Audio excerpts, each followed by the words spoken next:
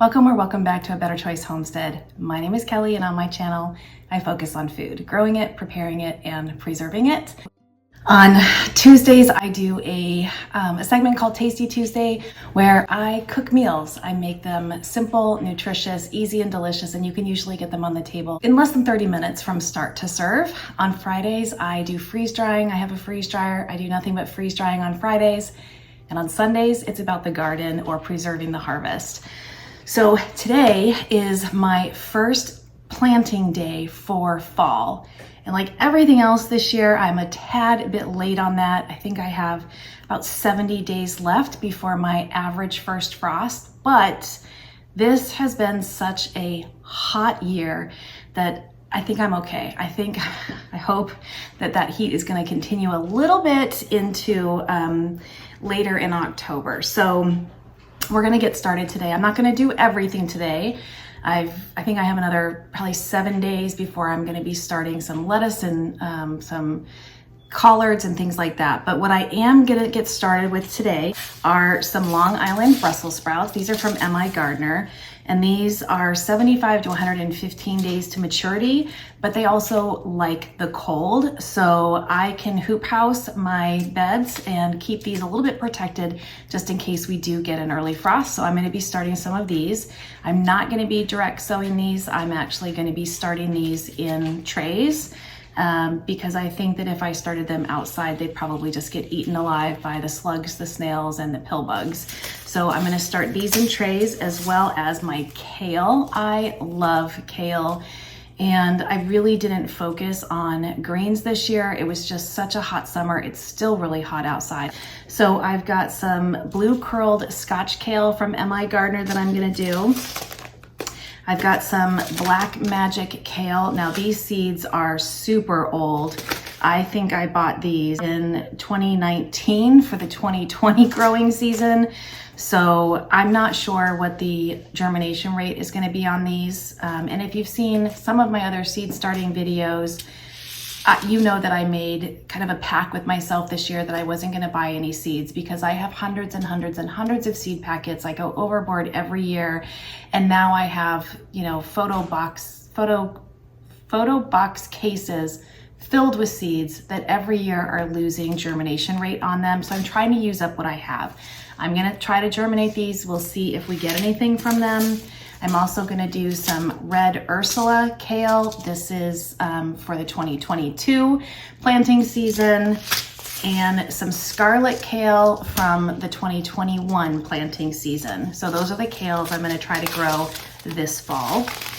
I'm also gonna try to get in another planting of summer squash. The plants I have, they have been producing very, very well for me, but if you saw last week's video, you know that they are currently being ravaged by powdery mildew, and it is time to get them replaced. So I'm gonna grow some gray zucchini squash. These are from my 2021 purchase for the 2022 growing season, and I still have some of those left. And that's 45 days on these from seed start to harvest. So we should be fine on those. And then the long white of Palermo zucchini, these are same dates, bought them in end of 2021, beginning of 2022 for the 2022 growing season. And these are a 55-day variety, so I still have time on these. And then Ford Hook zucchini, these are newer. These were bought in early 2023 or late 2022 for the 2023 growing season, and these are a 57-day variety. So we should be good on those. I'm also going to be putting in some more peas. I mentioned earlier that I only planted a few peas this year because I only really grow them for snacking, plus my dogs love them. So if we're out in the backyard together gardening, that's a treat that I let them have.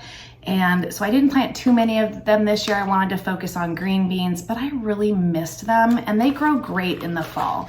So I'm gonna be doing some Sugar Daddy peas. These were for the 2022 growing season, and some Mammoth Melting. These were for the 2021 growing season. Again, I am gonna try to use up as many seeds as I possibly can this year so that next year I can actually buy some new seeds within reason. I'm also going to be starting my beets. You can start beets, at least I'm in 6A, you can start beets all the way through the end of August. So I should be fine to get another harvest of these. I'm going to be doing some golden beets. I really like this variety, and this was purchased for growing in the 2021 season. I have some Eagle beets here. These were purchased for the 2020 growing season. And somehow when I bought seeds from Harris Seeds, everybody was growing that year. So that was 2020. Everybody was growing that year. And I could barely get my hands on any seeds. The only thing I could find at that time was from Harris Seeds, and they were the massive packet of seeds. In fact, because of my order, they listed me as a commercial grower. This seed packet had 2,000 seeds in this packet, 2,000 seeds. So I still have quite a bit left in here, and these have been producing for me. So I'm still gonna try to get some out of that seed packet. And then I also have this packet of bull's blood that I'm going to try to get used up. This was packaged for the 2022 growing season, and these are only a 35-day variety. I am going to try for some more green beans. I've got some space in my green stalks. So I don't have many bush beans at all. So in fact, this is it. This is the last of my bush beans. This one was purchased for the 2023 growing season. These are Canterra beans. These ones do really, really well for me. And as long as I pick them young, they're very, very tender and stringless. And I have some more of the dragon tongue bush beans. These were purchased for the 2023 growing season as well. So that's it for green beans. I'm going to try to get those used up. I'm also going to throw in my green stock some more edamame. These were grown last year. So I saved these seeds from last year. My edamame grew very well on my green stock this year. I'm just going to try to get another harvest of those because I have the space and the seeds. I'm also going to plant some slow bolt cilantro. I am not sure that this will work. I know that herbs do take quite a while, but I have the seeds, plus I have seeds in my green stock that I'm going to be harvesting today to save for next year. So I'm just going to give it a try. These are getting old. These were purchased for the 2022 growing season, so I might as well give it a try and get these used up. Same with parsley. These were also purchased for the 2022 growing season. I do still have parsley in my green stock. It's doing fine, but I'm going to try to get more in there now. And then last for right now, for sowing right now, I'm going to get my carrots started. 70 days to maturity on these Imperator carrots, so we should be fine there. Carrots like to get a little bit cold anyway. It just enhances the sweetness, so we should be fine. We've got the Cosmic Purple. This is a free seed packet that came when I made an order. I don't know how old these seeds are. We're just gonna get them used up. There does seem to be quite a few seeds in here. And then I have St. Valerie carrots. These are old. These were purchased for the 2021 growing season. And of course it's 2024. There's not many in here, but I'm just gonna use whatever is left in here. There might be half a dozen or so. So that is what I'm gonna get started today. Some of these are gonna be direct sown, some of these are gonna be started in trays. So what I'm gonna be sowing in trays today is the kale. Kale transplants very well, so I'm gonna start those in trays on my deck. I'm not gonna do it in the house. And if I need to bring them in because it's raining or really, really super hot, I can do that. Brussels sprouts I will start inside, as well as the zucchini. All of these transplant very well.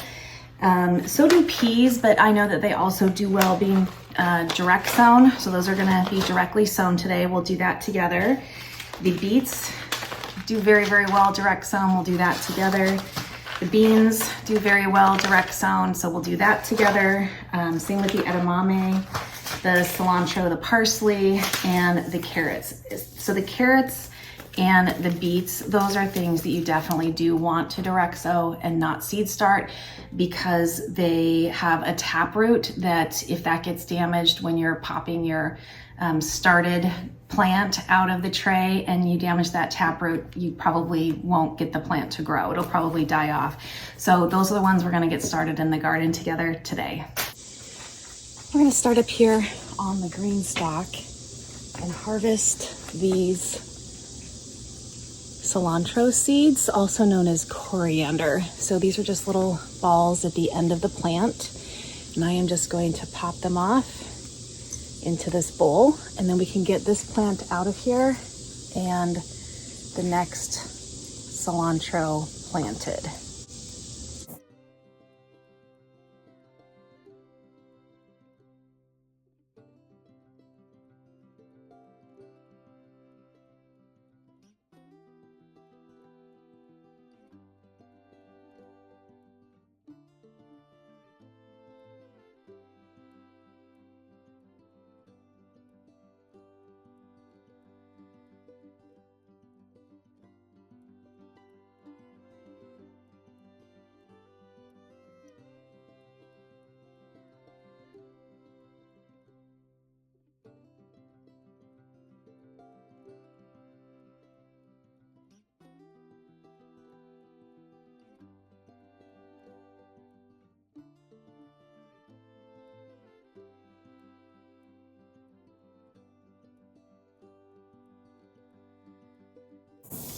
That's the bulk of them, and we have plenty of seeds for next year. So I'll get those packaged up in a Mylar bag and put them with my seeds. And now I'm just going to take these old plants out by cutting them off right at the root base. I don't want to necessarily disturb all of the roots in there, because gardens are like neighborhoods. We're going to leave the roots in and just top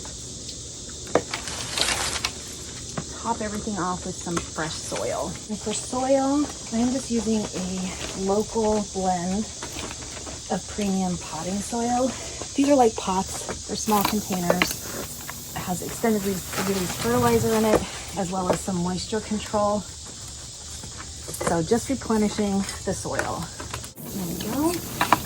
Now I'm gonna get this thoroughly watered in. And over here on this green stalk, I went ahead and pulled out the edamame that was growing in here. There wasn't a ton left, but we will certainly enjoy that. Edamame is a soy-based plant, so with my breast cancer history, I don't eat a lot of it. My son certainly likes it, and he'll enjoy a fall harvest of that as well. So I went ahead and just cut those plants off at the base, just like I did with the cilantro. And now I am just putting 2 to 3 seeds per pocket and pushing them down with my finger. Seeds like to be planted twice as deep as they are wide. So I'm just estimating that with my finger, and then I'll go back through here at the end. Just get everything covered up with some soil and then get everything watered in. And then I'm just going to have to make sure that I keep this watered every morning, just so that the soil stays nice and moist for those seeds to germinate. I think that they should probably sprout in about 2 weeks. And these are seeds that I saved, so we'll just have to see what the germination rate is. And over on this green stalk, I just did the same. I left the kale at the top, but I pulled out the volunteer ground cherries. I wasn't really invested in those, and I wanted to claim that space for the green beans. I also pulled out my couple volunteer sunflowers that grew because birds drop seed from there into the green stalk. I just moved it closer to the house. So in here, I just did 2 beans per pocket. And I chose to just use the Cantera. It was the perfect amount of beans to fill up all of the pockets except the top ones, which the kale is in, and then kale is also in 1 second tier pocket as well. So that used up all my Cantera. I decided to do that because my dragon tongue bush beans have only just started flowering. So if it took them that long to flower, I don't think I could get a harvest off them if I started seeds now. So down there, over here is cucumbers, and over here are my dragon tongue bush beans. So I can see some purple flowers just starting to form here. I'll take a closer look at those a little bit later today. but we should be good on green beans. I think I planted about 66 additional plants. So here is where I just planted more of that edamame, and this is my leaf greenstalk, and that will be planted with lettuce here in just a couple weeks. So here's what I'm doing with the seeds that I'm going to start on the deck. I filled up my normal bucket with that potting soil and just got it really wet. You have to get things really wet to work with the soil blocker, but it does work beautifully. I was able to get all of my spring and summer plants done this year using soil blocks, which I was really proud of because I wanted to move away from solo cups and away from the individual cell starting kits that have a lot of plastic that doesn't tend to last very long. I know that there are some, Bootstrap Farmer has some, but I'm trying to get to a more sustainable method of gardening. So I have Bootstrap Farmer trays, and I'm just putting my soil blocks directly in the tray. There's no drainage on this. So I want to fill it all the way up so it doesn't dry out. And if it does rain, I'm actually just going to put it underneath this table with a some sort of a covering over here, just so that they don't get oversaturated if it does rain. So the soil blocks are easy to make once you have some very, very wet growing medium. I am just going to pack the soil inside these cells, which to me is no different than putting the soil inside the seed cells or the soil cup or the solo cups.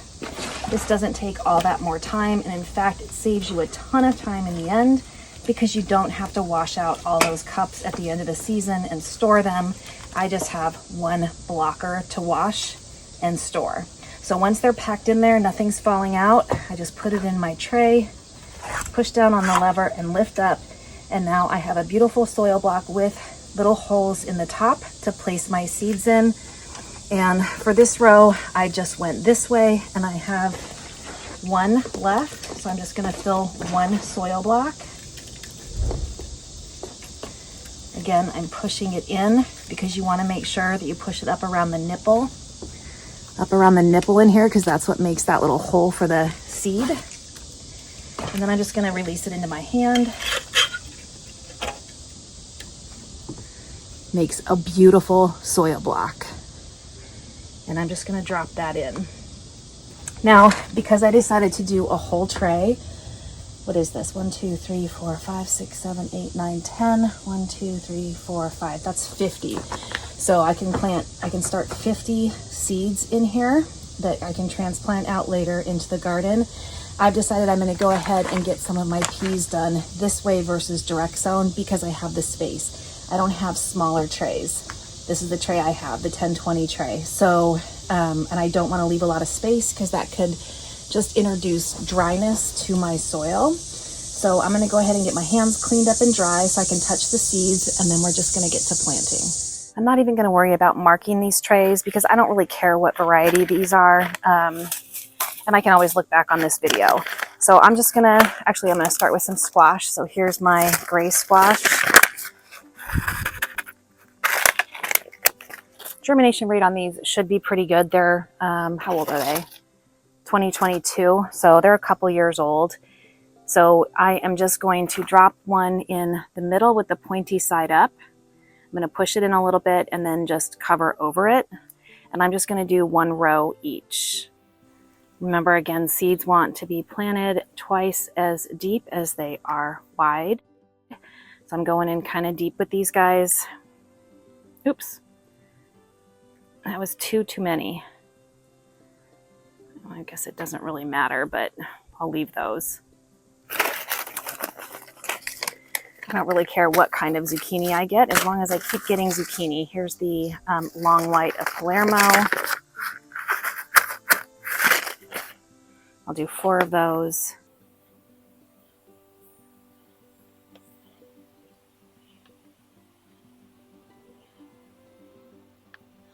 And then my Ford hook. I'll do 4 of those.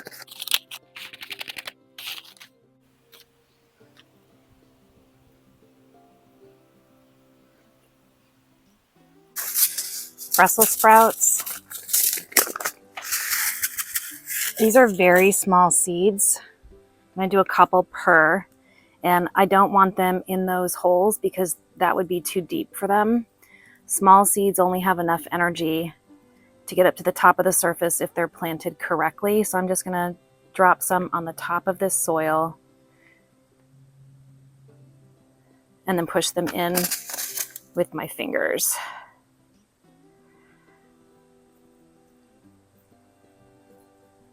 Just barely covering them, like an eighth of an inch. Kale's gonna be the same way, so I don't need these big holes. I'm gonna cover those in.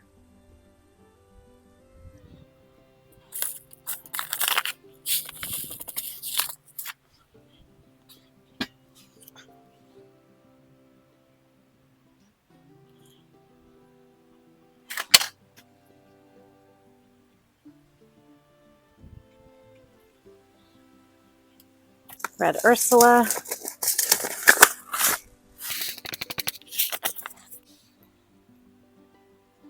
These will definitely have to be thinned out.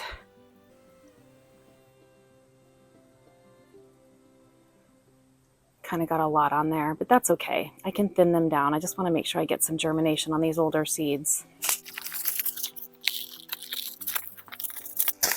This is my Black Magic Kale. Again, kind of going in heavy, but these seeds are old. And I'll just thin them down.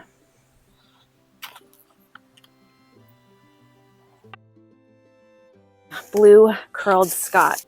I really like Baker Creek seeds. That's what most of my seeds are, but you do get quite a bit and then you don't end up using all of them. So I might switch to MI Gardener. He's less expensive because you don't get as much, but like I said, I have really old seeds. So I might switch to buying most of mine from MI Gardener next year. All right, let's just get in some of these peas. Not a lot. I'm still going to direct sow some, but I have the real estate here available, so I'm going to use it.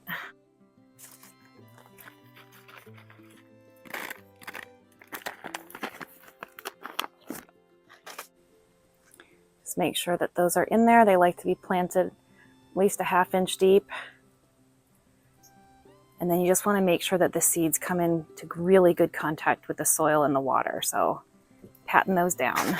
And then last is Sugar Daddy.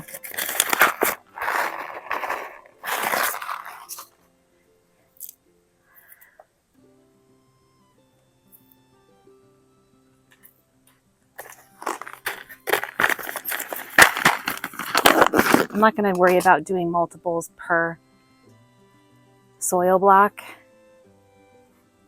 because I am direct sowing them as well. So there we have it. There's my tray. He'll stay right here, or he'll move underneath this table if he needs some protection from some heavy rain. Here's the bed I'm going to put my carrots in. This is where I had my celery growing before. And carrots like about 2 inches of space in between. And I have this tool here that I got on Amazon, and every one of these tines is spaced 1 inch apart. So I'm just going to go every other tine on here.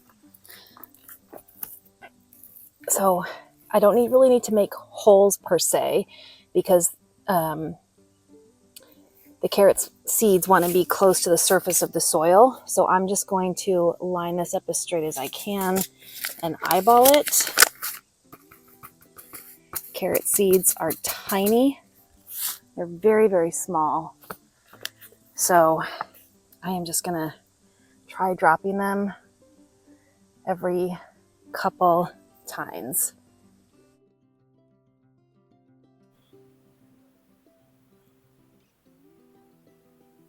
And I'm just going to flip this.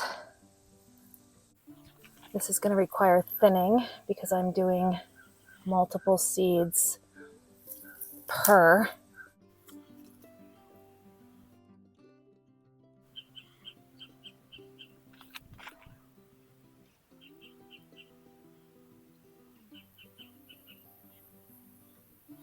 And then just move it in a couple inches and do that again.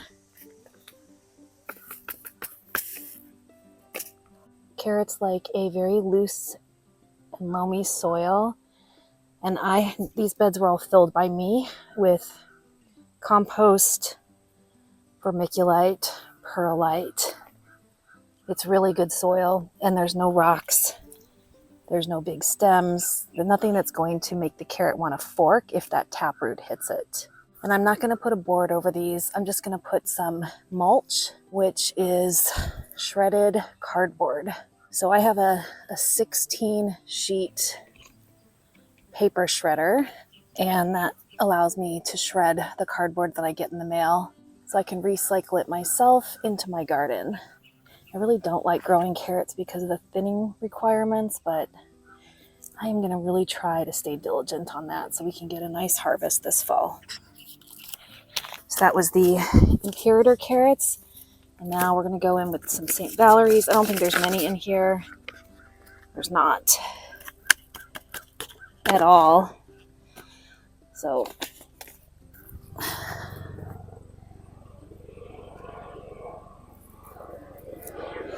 just put those down here at the end.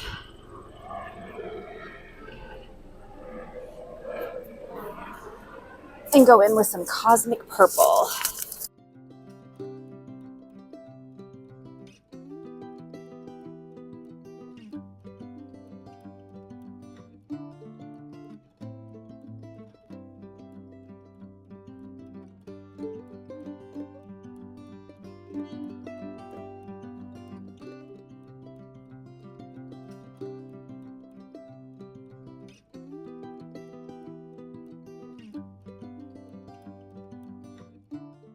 Okay, now what I'm going to do is very, very carefully just tamp this in and then get the drip in here turned on. The drip is a combination of sprinklers and emitter drips. And with how dry it's been, I'm not worried about the rain moving the carrots. I mean, it could happen, but I think with the mulch on here, it will be fine. So I have multiple boxes of shredded cardboard. I'm just going to gently drop that on top of here just to help hold the seeds in place and also help retain some moisture. I don't want to do it too thick and impede the carrots from being able to poke through to get sun and start to photosynthesize. So just a light layer. And after I thin them, I can do it heavier. And you can see here that this drip is turned on. So I'm going to leave the drip on in this bed. And now we're going to go down into the beets. And those will be the only 2 beds that I'll turn on for now to really get these soaked in. Beets are every 4 to 6 inches. So I'm just going to make some rows in here using this as my guide. And they like to be planted about a 1/2 inch deep, and then just plant every probably 5 of these. So I'm just going to make some marks in the soil, trying to keep it straight all the way down. I can take out these old tags.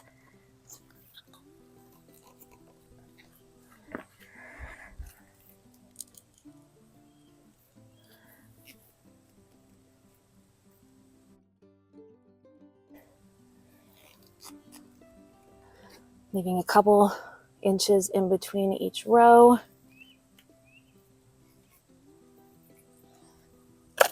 And so when I get the holes made, so here's the last hole right here, that's where I'm going to make sure I put the first tine and straighten it out and press it in.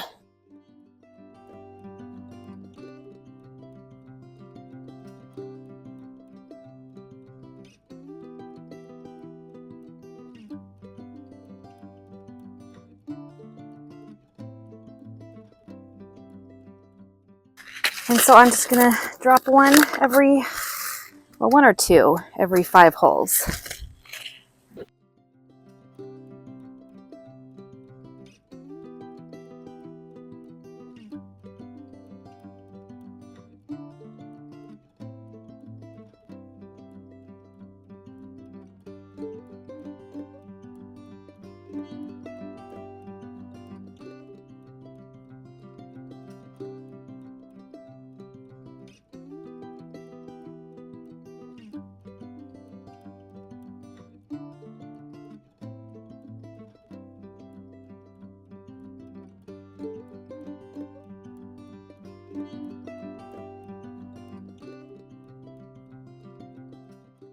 I did 2 or 3 seeds per hole, just based on germination. And then I'm just going to cover up all of the holes, just like this. Just make sure they all get covered, whether they had something dropped in them or not. Now we just have to make sure this bed stays wet.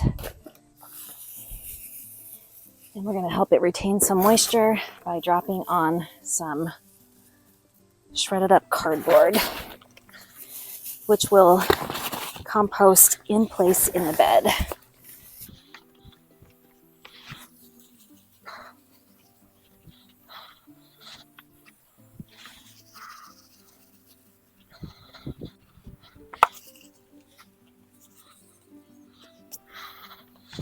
There we go. Can you see back here? My other hibiscus finally bloomed. So we've got this lighter color pink with the magenta in the center. The other magenta's over there. So lovely. And then all those cone flowers over there too. This is the bed I usually put my peas in. It's got a trellis that goes up on the outside of the stairs on my deck. It's really full of some green beans right now that haven't produced yet. I think these are more of the dragon tongue. So I'm gonna wait to do this side with the ones that I started in the tray, because I think that they'll have a hard time germinating in there behind all those green beans. But I do have this end over here that I can play with. So that's where I'm gonna put the peas. I just eyeballed it with the peas every 4 inches. So I don't know, we got maybe 20 or 30 in there. And then I'll do the ones down here at the end with the seeds I started in the cell. And then in this part of the garden, we've got the carrots, and I've got the sprinklers on over there. So those are getting watered. So I'll run that for maybe 30 minutes, get that really wet in there. And then here's my beet bed. I need to turn this one on too. So there we go. Everything is done for the day. I'm not done planting, but everything is done for the day. Well, that's going to do it for another Sunday fun day, time in my garden. Thank you so much for spending time with me while I was out here. I picked a bunch more summer squash, which I'm thrilled about, and a whole bunch of blackberries, so I have to go in and get those processed. But we did get a lot planted today, and now we just get to wait for those things to germinate so we can look forward to a fall harvest. My name is Kelly. You're at A Better Choice Homestead, and I do hope you come back and visit again soon.